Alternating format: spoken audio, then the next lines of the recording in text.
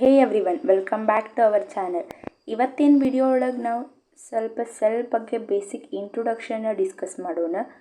ಇದ್ರೊಳಗೆ ನಾವು ಮೇಯ್ನಾಗಿ ಕಾನ್ಸಂಟ್ರೇಟ್ ಮಾಡೋ ಟಾಪಿಕ್ಸ್ ಅಂದರೆ what is cell, history of the cell and Discovery and sell theory ಬಗ್ಗೆ ನೋಡೋಣ. ಫಸ್ಟ್ ನಾವು ವಾಟ್ ಈಸ್ ಸೆಲ್ ಅಂತ ತಿಳ್ಕೊಳೋಕ್ಕಿಂತ ಮುಂಚೆ ಅರ್ಥದೊಳಗೆ ಇರುವಂಥ ಎಲ್ಲ ಥಿಂಗ್ಸ್ ನಾವು 2 ಟೈಪ್ಸ್ ಆಗಿ ಕ್ಲಾಸಿಫೈ ಮಾಡಿದ್ದೇವೆ. ಅವು ಯಾವಂತಂದ್ರೆ ಲಿವಿಂಗ್ ಥಿಂಗ್ಸ್, ಇನ್ನೊಂದು non living things. Living things made up of cells ಅಂತ ಹೇಳಿ ನಮಗೆ ಗೊತ್ತೈತಿ. ಅಂದರೆ ಎಲ್ಲ ಲಿವಿಂಗ್ ಥಿಂಗ್ಸು ಸೆಲ್ಲಿಂದ ಆಗಿರ್ತಾವಂತ ಅಂತೇವಿ. ಒಂದು ಲಿವಿಂಗ್ ಆರ್ಗ್ಯಾನಿಸಮ್ ಲೈವ್ ಆಗಿ ಎಕ್ಸಿಸ್ಟ್ ಇರಬೇಕಂದ್ರೆ ಅದು ಮಸ್ಟ್ ಆ್ಯಂಡ್ ಶುಡ್ ಅದ್ರೊಳಗೆ ಪ್ರೆಸೆನ್ಸ್ ಆಫ್ ಸೆಲ್ಸ್ ಇರಬೇಕು. ಇದರ ಅರ್ಥ ಒಂದು ಲಿವಿಂಗ್ ಆರ್ಗ್ಯಾನಿಸಮ್ ಆಗಿರೋದು ಸೆಲ್ಸಿಂತ, ಅದು ಲಿವಿಂಗ್ ಸೆಲ್ಸಿಂತ. ಎಲ್ಲ ಆರ್ಗ್ಯಾನಿಸಮ್ಸು ಕಂಪೋಸ್ಡ್ ಆಫ್ ಸೆಲ್ಸ್. ಹೌದು, ಎಲ್ಲ ಆರ್ಗ್ಯಾನಿಸಮ್ಸು ಆಗಿರೋದು ಸೆಲ್ಸಿಂತನೇ. ಸಮ್ ಆರ್ಗ್ಯಾನಿಸಮ್ಸ್ ಒಂದೇ ಸೆಲ್ಲಿಂದ ಆಗಿರ್ತಾವೆ, ಅಂದರೆ ಸಿಂಗಲ್ ಸೆಲ್ಲಿಂದ ಆಗಿರ್ತಾವೆ. ಅವಕ್ಕೆ ನಾವು ಯೂನಿಸೆಲ್ಯುಲಾರ್ ಅಂತ ಹೇಳಿ ಕರಿತೇವೆ. ಎಕ್ಸಾಂಪಲ್ ಅಮೀಬಾ ಒಂದೇ ಸೆಲ್ಲಿಂದ ಆಗಿರ್ತೈತಿ. ಸಮ್ ಲೈಕ್ ಮಲ್ಟಿ ಸೆಲ್ಯುಲಾರ್ ಅದಾವೆ, ಅಂದ್ರೆ ಮಲ್ಟಿಪಲ್ ಸೆಲ್ಲಿಂದ ಆಗಿರ್ತಾವೆ. ಅದಕ್ಕೆ ಎಕ್ಸಾಂಪಲ್ ಅಂತಂದ್ರೆ ಹ್ಯೂಮನ್ಸ್, ಎಲ್ಲ ಹೈಯರ್ ಆರ್ಗ್ಯಾನಿಸಮ್ಸ್. ಈ ಯೂನಿಸೆಲ್ಯುಲಾರ್ ಆರ್ಗ್ಯಾನಿಸಮ್ ಒಳಗೆ ಒಂದೇ ಸೆಲ್ ಏನಿರ್ತೈತಲ್ಲ ಅದಕ್ಕೆ ಬೇಕಾಗಿರುವಂಥ ಎಲ್ಲ ಫಂಕ್ಷನ್ನ ಅದು ಪರ್ಫಾರ್ಮ್ ಮಾಡ್ತಿರ್ತೈತಿ. ಲೈಕ್ ಡೈಜೆಷನ್, ಎಕ್ಸ್ಕ್ರೀಷನ್, ಬ್ರೀದಿಂಗ್ ಅದು ಪರ್ಫಾರ್ಮ್ ಮಾಡ್ತಿರ್ತೈತಿ. ಈಗ ಮಲ್ಟಿ ಸೆಲ್ಯುಲಾರ್ ಆರ್ಗ್ಯಾನಿಸಮ್ಸ್ ಒಳಗೆ ಸೆಲ್ಸ್ ಇರ್ತಾವೆ, ಸೆಲ್ಲಿಂದ ಟಿಶ್ಯೂ ಆಗಿ ಕನ್ವರ್ಟ್ ಆಗಿರ್ತಾವೆ. ಆ ಟಿಶ್ಯೂ ಏನಕ್ಕಾವ ಫರ್ದರ್ ಆರ್ಗನ್ಸ್ ಆಗಿ ಕನ್ವರ್ಟ್ ಆಕಾವ. ಆ ಆರ್ಗನ್ ಸಿಸ್ಟಮ್ ಆಗಿ ಕನ್ವರ್ಟ್ ಆಗಿರ್ತಾವೆ. ಇಲ್ಲಿ ಲೈಕ್ ಹೈಯರ್ ಆರ್ಗ್ಯಾನಿಸಮ್ ಒಳಗೆ ಇಷ್ಟೆಲ್ಲ ಪ್ರೊಸೆಸ್ ಆದಾಗ ಒಂದೊಂದು ಆರ್ಗನ್ ಸಿಸ್ಟಮ್ ಒಂದು ಪರ್ಟಿಕ್ಯುಲರ್ ಕೆಲಸನ ಪರ್ಫಾರ್ಮ್ ಮಾಡ್ತಿರ್ತೈತಿ. ಲೈಕ್ ಬ್ರೀದಿಂಗ್ ಒಂದು ಕೆಲಸ, ಡೈಜೆಷನ್ ಒಂದು ಸಪ್ರೇಟ್ ಆರ್ಗನ್, ಈ ಥರ ಕೆಲಸ ಮಾಡ್ತಿರ್ತಾವೆ. ಈಗ ನೆಕ್ಸ್ಟ್ ಸೆಲ್ ಬಗ್ಗೆ ಇಷ್ಟೆಲ್ಲ ಮಾತಾಡತ್ತೇವೆ. ಈಗ question, what is cell? Cell ಅಂತಂದ್ರೆ ಏನು? ಯೂನಿಸೆಲ್ಯುಲಾರ್ ಒಳಗೆ ನೋಡ್ಬೇಕಂತಂದ್ರೆ ಸೆಲ್ ಅಂತಂದ್ರೆ ಇಂಡಿಪೆಂಡೆಂಟ್ ಎಕ್ಸಿಸ್ಟೆನ್ಸ್ ಇರಬೇಕು. ಎಲ್ಲ ಬೇಕಾಗಿರುವಂಥ ಫಂಕ್ಷನ್ನ ಪರ್ಫಾರ್ಮ್ ಮಾಡ್ತಿರ್ಬೇಕು. ಅದಕ್ಕೆ ನಾವು ಸೆಲ್ ಅಂತೇಳಿ ಕರಿತೇವೆ. ಈ ಸೆಲ್ನ basic functional unit of life ಅಂತೂ ಕರಿತೇವೆ. ಯಾಕಂದ್ರೆ ಅದು ಆರ್ಗ್ಯಾನಿಸಮ್ಸ್ ಎಕ್ಸಿಸ್ಟ್ ಇರಬೇಕಂದ್ರೆ ಬೇಸಿಕ್ ಬಿಲ್ಡಿಂಗ್ ಬ್ಲಾಕನ್ನು ಸೆಲ್ ಆಗಿರ್ತೈತೆ. ಅದಕ್ಕೆ ನಾವು ಅದಕ್ಕೆ ಬೇಸಿಕ್ ಯೂನಿಟ್ ಅಂತ ಹೇಳಿ ಕರಿತೇವೆ. ಇನ್ನು ಓವರಾಲ್ ಆಗಿ ನೋಡ್ಬೇಕಂತಂದ್ರೆ ಫಂಡಮೆಂಟಲ್ ಇರಬೇಕು. ಅಂದರೆ ಎಲ್ಲ ಫಂಕ್ಷನ್ನು ಪರ್ಫಾರ್ಮ್ ಮಾಡ್ತಿರ್ಬೇಕು. ಸ್ಟ್ರಕ್ಚರ್ ಇರಬೇಕು, ಅಂದರೆ ಸೆಲ್ದು ಒಂದು ಕಂಪ್ಲೀಟ್ ಸ್ಟ್ರಕ್ಚರ್ ಇರಬೇಕು. ಆಮೇಲೆ functional unit of all living ಅದೇ ಎಲ್ಲ ಫಂಕ್ಷನ್ನು ಲಿವಿಂಗ್ ಆರ್ಗ್ಯಾನಿಸಮ್ಸ್ ಮಾಡ್ತಿರ್ಬೇಕು. ಅದಕ್ಕೆ ನಾವು ಏನಂತ ಹೇಳಿ ಕರಿತೇವೆ? ಸೆಲ್ ಅಂತೇಳಿ ಕರಿತೇವೆ. ಈಗ next history of the cell and discovery ನೋಡೋಣ. ಈಗ ಸೆಲ್ ಹಿಸ್ಟ್ರಿ ನೋಡ್ಬೇಕಂತಂದ್ರೆ ಫಸ್ಟ್ ಲಿವಿಂಗ್ ಸೆಲ್ನ ನೋಡಿದವ್ರು ಯಾರಂತಂದ್ರೆ ಆಂಟೋನ್ ಓನ್ ಲಿವೆನ್ಹುಕ್ ಅನ್ನೋ ಸೈಂಟಿಸ್ಟ್. ಇವ್ರು ಫಸ್ಟ್ ಸೆಲ್ನ ನೋಡ್ತಾರೆ ಮತ್ತು ಡಿಸ್ಕ್ರೈಬ್ ಮಾಡ್ತಾರೆ.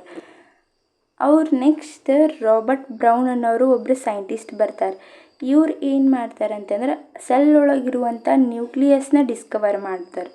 ಈ ನ್ಯೂಕ್ಲಿಯಸ್ ಅಂದ್ರೆ ಏನು ಅಂಥೇಳಿ ನೆಕ್ಸ್ಟ್ ಫರ್ದರ್ ಕ್ಲಾಸ್ ಒಳಗೆ ಡಿಸ್ಕಸ್ ಮಾಡೋಣ. ಅವಾಗಿನ ಕಾಲೊಳಗೆ ಇನ್ವೆನ್ಷನ್ ಆಫ್ ಮೈಕ್ರೋಸ್ಕೋಪ್ ಆಗಿತ್ತು. ಆ ಮೈಕ್ರೋಸ್ಕೋಪ್ ಏನೈತಲ್ಲ ಇಂಪ್ರೂವ್ಮೆಂಟ್ ಆಗಿ ಎಲೆಕ್ಟ್ರಿಕ್ ಮೈಕ್ರೋಸ್ಕೋಪ್ ಆಗಿತ್ತು. ಎಲೆಕ್ಟ್ರಿಕ್ ಮೈಕ್ರೋಸ್ಕೋಪ್ ಆಗಿರೋದ್ರಿಂದ ಅದನ್ನು ಯೂಸ್ ಮಾಡಿಕೊಂಡು ಸೆಲ್ ಒಳಗಿರುವಂಥ ಎಲ್ಲ ಸ್ಟ್ರಕ್ಚರ್ಸ್ನ ಡಿಟೇಲ್ಸ್ನ ರಿವೀಲ್ ಮಾಡಿದ್ರು ಅವಾಗಿನ ಕಾಲದ ಸೈಂಟಿಸ್ಟ್ಸ್. ಈಗ ನೆಕ್ಸ್ಟ್ ಸೆಲ್ ಥಿಯರಿನ ಡಿಸ್ಕಸ್ ಮಾಡೋಣ. ಸೆಲ್ ಥಿಯರಿ ಅಂತಂದ್ರೆ ಫಸ್ಟ್ ಸೆಲ್ನ 1830 ಒಳಗೆ ಒಬ್ಬರು ಸೈಂಟಿಸ್ಟ್ ಬರ್ತಾರೆ. ಯಾರ? ಮ್ಯಾಥಿಸ್ ಕ್ಲೀಡನ್ ಅನ್ನೋರವರು. ಅವ್ರು ಏನಿರ್ತಾರೆ ಅಂದರೆ ಜರ್ಮನ್ ಬಾಟ್ನಿಸ್ಟ್ ಇರ್ತಾರೆ. ಬಾಟ್ನಿಸ್ಟ್ ಅಂದರೆ ಪ್ಲಾಂಟ್ ಬಗ್ಗೆ ಸ್ಟಡಿ ಮಾಡೋದು. ಪ್ಲಾಂಟ್ ಬಗ್ಗೆ ಸ್ಟಡಿ ಮಾಡೋರಿಗೆ ಬಾಟ್ನಿಸ್ಟ್ ಅಂತೇಳಿ ಕರಿತೀವಿ. ಅವ್ರು ಏನು ಮಾಡ್ತಾರೆ ಅಂದ್ರೆ ಪ್ಲಾಂಟ್ ಬಗ್ಗೆ ಸ್ಟಡಿ ಮಾಡೋಬೇಕಾದ್ರೆ ಅವ್ರು ಏನು ಡಿಸ್ಕ್ರೈಬ್ ಮಾಡ್ತಾರೆ ಅಂತಂದ್ರೆ plants are composed of different kinds of cell ಅಂಥೇಳಿ ಹೇಳ್ತಾರೆ ಅವ್ರು. ಆ ಸೆಲ್ಸ್ ಫರ್ದರ್ ಏನಾಗಿ ಫಾರ್ಮ್ ಆಕ್ಕವ, ಟಿಶ್ಯೂಸ್ ಆಗಿ ಫಾರ್ಮ್ ಆಕ್ಕವ ಅಂಥೇಳಿ ಮೆಥಿಸ್ ಕ್ಲೀಡನ್ ಅನ್ನೋರು 1838 ಒಳಗೆ ಹೇಳ್ತಾರೆ. ಇದು ಆದ ಒಂದು ವರ್ಷ ನೆಕ್ಸ್ಟ್ ಇಯರ್ ಅಂದರೆ 1839 ಒಳಗೆ ಥಿಯೋಡೋರ್ ಶ್ವಾನ್ ಅನ್ನೋರು ಬರ್ತಾರೆ. ಇವ್ರು ಏನಂತಂದ್ರೆ ಇವರು ಬ್ರಿಟಿಷ್ ಜಿಯಾಲಜಿಸ್ಟ್ ಇರ್ತಾರೆ.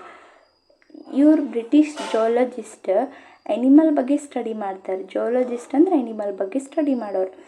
ಇವ್ರು ಎನಿಮಲ್ ಬಗ್ಗೆ ಸ್ಟಡಿ ಮಾಡಿ ಏನು ಹೇಳ್ತಾರೆ ಅಂದರೆ animals are composed of cells ಅಂತ ಹೇಳಿ ಹೇಳ್ತಾರೆ. ಡಿಫ್ರೆಂಟ್ ಕೈಂಡ್ಸ್ ಆಫ್ ಸೆಲ್ಸ್ ಅಂತ ಹೇಳ್ತಾರೆ. ಇದಷ್ಟು ಹೇಳಿದ್ಮೇಲೆ ಅವರು ಒಂದು ಫರ್ದರ್ ಸ್ಟೆಪ್ ಮುಂದೆ ಹೋಗ್ತಾರೆ. ಏನಂತ ಹೇಳಿ ಆ ಸೆಲ್ನ ಝೂಮ್ ಮಾಡಿ ನೋಡ್ತಾರೆ. ಈ ಸೆಲ್ನ ಝೂಮ್ ಮಾಡಿ ನೋಡಿದಾಗ ಅವ್ರಿಗೊಂದು ಔಟರ್ ಮೆಂಬ್ರೇನ್ ಕಾಣ್ತೈತಿ, ಥಿನ್ ಮೆಂಬ್ರೇನ್ ಕಾಣ್ತೈತಿ. ಅದಕ್ಕೆ ಅವ್ರು ಏನಂತ ಹೇಳ್ತಾರೆ ಅಂತಂದ್ರೆ ಪ್ಲಾಸ್ಮಾ ಮೆಂಬ್ರೇನ್ ಅಂತ ಹೇಳಿ ಹೇಳ್ತಾರೆ. ಈ ಪ್ಲಾಸ್ಮಾ ಮೆಂಬ್ರೇನ್ ಇಲ್ಲಿ ಫಸ್ಟ್ ಹೇಳಿದವ್ರು ಯಾರು? ಥಿಯೋಡೋರ್ ಶ್ವಾನ್. ಇದು ಎಲ್ಲ ಇವರು ಎನಿಮಲ್ ಒಳಗೆ ಮಾಡ್ತಾರೆ. ಇದಷ್ಟೇ ಅಲ್ಲದೆ ಇವ್ರು ಏನು ಮಾಡ್ತಾರಂದ್ರೆ ಫರ್ದರ್ ಪ್ಲಾಂಟ್ ಒಳಗೂ ಸೇಮ್ ಪ್ರೊಸೆಸ್ ಮಾಡ್ತಾರೆ. ಅಂದ್ರೆ ಅಲ್ಲಿ ಸೆಲ್ನ ಝೂಮ್ ಮಾಡಿ ನೋಡಿದಾಗ ಅವ್ರಿಗೊಂದು ಥಿನ್ ಔಟರ್ ಮೆಂಬ್ರೇನ್ ಕಾಣ್ತೈತಿ. ಆ ಮೆಂಬ್ರೇನ್ಗೆ ಅವ್ರು ಏನಂತ ಕರೀತಾರೆ ಅಂದರೆ ಸೆಲ್ ವಾಲ್ ಅಂಥೇಳಿ ಕರೀತಾರೆ. ಏನು ಕರೀತಾರೆ? ಸೆಲ್ ವಾಲ್ ಅಂಥೇಳಿ ಕರೀತಾರೆ. ಅದು ಅಷ್ಟೇ ಅಲ್ಲದೆ ಆ ಸೆಲ್ ವಾಲ್ ಪ್ಲಾಂಟ್ ಒಳಗೆ ಯುನೀಕ್ ಫೀಚರ್ ಅಂದ್ರೆ ಪ್ಲಾಂಟ್ ಒಳಗಿರುವಂಥ ಯುನೀಕ್ ಕ್ಯಾರೆಕ್ಟರ್ ಅದು ಮತ್ತು ಎಲ್ಲಿ ಬೇರೆ ಎನಿಮಲ್ಸ್ ಒಳಗೆ ಎಲ್ಲಿ ಕಾಣೋದಿಲ್ಲ ಅಂತ ಹೇಳಿ ಥಿಯೋಡೋರ್ ಶ್ವಾನ್ ಅನ್ನೋರು ಹೇಳ್ತಾರೆ. ಇವರು ಪ್ಲಾಂಟ್ ಒಳಗೂ ಸ್ಟಡಿ ಮಾಡಿ ಹೇಳಿದ್ದು ನೋಡಿ ಮ್ಯಾಥಿಸ್ ಕ್ಲೀಡನ್ ಅನ್ನೋರು ಇಬ್ಬರು ಏನಕ್ಕಾರ ಕಂಬೈನ್ ಆಕಾರ. ಇಬ್ಬರು ಕಂಬೈನ್ ಆಗಿ ಇಬ್ಬರು ಸೇರಿ ಒಂದು ಸೆಲ್ ಥಿಯರಿನ ಫಾರ್ಮ್ ಮಾಡ್ತಾರೆ.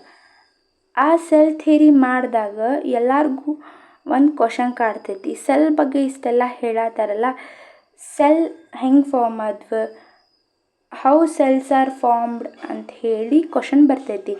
ಇದಕ್ಕೆ ಇವರಿಬ್ಬರ ಕಡೆ ಎಕ್ಸ್ಪ್ಲನೇಷನ್ ಇದ್ದಿದ್ದಿಲ್ಲ. ಆವಾಗ ಈ ಸೆಲ್ ಥಿಯರಿ ಏನಕ್ಕೈತಿ ಇಲ್ಲಿಗೆ ಡ್ರಾಪ್ ಆಯ್ತು. ಆ ಸೆಲ್ ಥಿಯರಿ ಏನೋ ಡ್ರಾಪ್ ಆಯ್ತು. ಸ್ವಲ್ಪ ವರ್ಷ ಆದಮೇಲೆ ಅಂದ್ರೆ ಅದು 1839 ಒಳಗಾಗಿತ್ತು. ಈಗ 1855 ಒಳಗೆ ರುಡೋಲ್ಫ್ ವಿರ್ಚೋವ್ ಅನ್ನೋರೊಬ್ಬರು ಬರ್ತಾರೆ. ಇವ್ರು ಏನೋ ಒಬ್ಬರು ಫಿಸಿಸ್ಟ್ ಆಗಿರ್ತಾರೆ. ಇಲ್ಲಿ ಏನಂತಂದ್ರೆ ಫಿಸಿಸ್ಟ್ ಕಾಂಟ್ರಿಬ್ಯೂಟ್ ಬಯಾಲಜಿಗೂ ಐತೆ ಅಂತ ಅನ್ಬೋದು ನಾವು. ಇವ್ರು ಏನು ರುಡೋಲ್ಫ್ ವಿರ್ಚೋವ್ ಬಂದು ಅಕಾರ್ಡಿಂಗ್ ಟು ಹಿಮ್ ಇವ್ರು ಏನು ಹೇಳ್ತಾರೆ ಅಂತಂದರೆ cells divide and form new cells from free existing cells ಅಂತ ಹೇಳ್ತಾರೆ. ಅಂದ್ರೆ ಒಂದು ಸೆಲ್ ಆಗಬೇಕಂದ್ರೆ ಅದು ಹಳೆ ಸೆಲ್ ಫಸ್ಟ್ ಸೆಲ್ ಇರ್ತೈತಲ್ಲ ಅದರಿಂದ ನ್ಯೂ ಸೆಲ್ ಆಕೈತಿ ಅಂತ ಹೇಳಿ ರುಡೋಲ್ಫ್ ವಿರ್ಚೋವ್ ಅವ್ರು ಹೇಳ್ತಾರೆ. ಇವ್ರು ಒಂದು ಸ್ಟೇಟ್ಮೆಂಟ್ ಹೇಳ್ತಾರೆ ಏನಂತಂದ್ರೆ ಓಮ್ನಿ ಸೆಲ್ಯುಲಾ ಈ ಸೆಲ್ಯುಲಾ ಅಂತ ಹೇಳಿ. ಇದ್ರ ಮೀನಿಂಗ್ ಏನಂತಂದ್ರೆ all cells come from cells ಅಂದ್ರೆ ಎಲ್ಲ ನ್ಯೂ ಸೆಲ್ಸು ಹುಟ್ಕೊಂಡಿರೋದು ಹಳೆ ಸೆಲ್ಸಿಂದ ಅಂತ ಹೇಳಿ ರುಡೋಲ್ಫ್ ವಿರ್ಚೋವ್ ಹೇಳ್ತಾರೆ. ಆಮೇಲೆ ಇವ್ರು ಇದೆಷ್ಟೆಲ್ಲ ಹೇಳಿ ಎಕ್ಸ್ಪ್ಲೇನ್ ಮಾಡಿದಾಗ ಇದು ಶ್ವಾನ್ ಮತ್ತು ಕ್ಲೀಡನ್ ಅವರು ಮಾಡಿದ ಒಂದು ಥಿಯರಿ ಇತ್ತಲ್ಲ ಅದನ್ನು ಇವ್ರು ಏನು ಮಾಡ್ತಾರೆ ಮಾಡಿಫೈ ಮಾಡ್ತಾರೆ. ಆ ಥಿಯರಿ ಒಳಗೆ ಇದನ್ನು ಎಕ್ಸ್ಪ್ಲನೇಷನ್ ಕೊಟ್ಟು ಆ ಸೆಲ್ ಥಿಯರಿಗೆ ಒಂದು ಫೈನಲ್ ಶೇಪ್ನ ಕೊಡ್ತಾರೆ. ಯಾರು? ರುಡೋಲ್ಫ್ ವಿರ್ಚೋವ್. ಒಂದು ಫೈನಲ್ ಶೇಪ್ ಕೊಟ್ಟು ಆ ಫೈನಲ್ ಶೇಪ್ ಥಿಯರಿ ಒಳಗೆ ಏನೇನು ಇರ್ತೈತಪ್ಪ ಅಂತಂದ್ರೆ all living organisms are composed of cells ಅಂದರೆ ಎಲ್ಲ ಆರ್ಗ್ಯಾನಿಸಮ್ಸು ಸೆಲ್ಸಿಂದ ಆಗಿದ್ದಾವೆ ಅಂತೇಳಿ ಹೇಳ್ತಾರೆ. ಮತ್ತು ಅವ್ರ ಪ್ರಾಡಕ್ಟಿಂದ ಅಂದ್ರೆ ಒಂದು ಆರ್ಗ್ಯಾನಿಸಮ್ಸ್ ಆಗಬೇಕಂದ್ರೆ ಸೆಲ್ಸ್ ಡಿವೈಡ್ ಆಗಿ ಭಾಳಷ್ಟು ಸೆಲ್ಸ್ ಫಾರ್ಮ್ ಆಗಿ ಆ ಆರ್ಗ್ಯಾನಿಸಮ್ ಆಕೈತಿ. ಅಂದರೆ ಸೆಲ್ನ ಪ್ರಾಡಕ್ಟನ್ನ ಆರ್ಗ್ಯಾನಿಸಮ್ ಅಂತ ಹೇಳಿ ರುಡೋಲ್ಫ್ ವಿರ್ಚೋವ್ ಅವ್ರು ಹೇಳಿರ್ತಾರೆ. ಮತ್ತು ಇನ್ನೊಂದು ಏನು ಹೇಳ್ತಾರಪ್ಪ ಅಂತಂದ್ರೆ ಅವರು all cells arises from pre existing cells ಅಂತ ಹೇಳ್ತಾರೆ. ಅಂದರೆ ಎಲ್ಲ ಸೆಲ್ ಹುಟ್ಕೊಳೋದು ಅದ್ರ ಮೊದಲನೇ ಸೆಲ್ಲಿಂದ ಅಂಥೇಳಿ ಹೇಳ್ತಾರೆ ಇವ್ರ ಥಿಯರಿ ಒಳಗೆ. ಇದಿಷ್ಟು ಈ ವಿಡಿಯೋ ಒಳಗಿತ್ತೆ. ನೆಕ್ಸ್ಟ್ ಫರ್ದರ್ ವಿಡಿಯೋಸ್ ಒಳಗೆ ನೆಕ್ಸ್ಟ್ ಕಾನ್ಸೆಪ್ಟನ್ನ ಮಾಡೋಣ. Thank you.